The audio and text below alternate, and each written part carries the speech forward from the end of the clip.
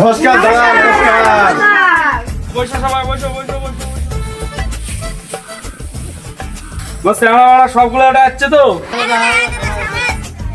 তো তোমরা এই তোমার চেল্টুদের জন্য কি করতে পারেন বল, তোমরা তোমার এই চেল্টুদের জন্য কি করবেন?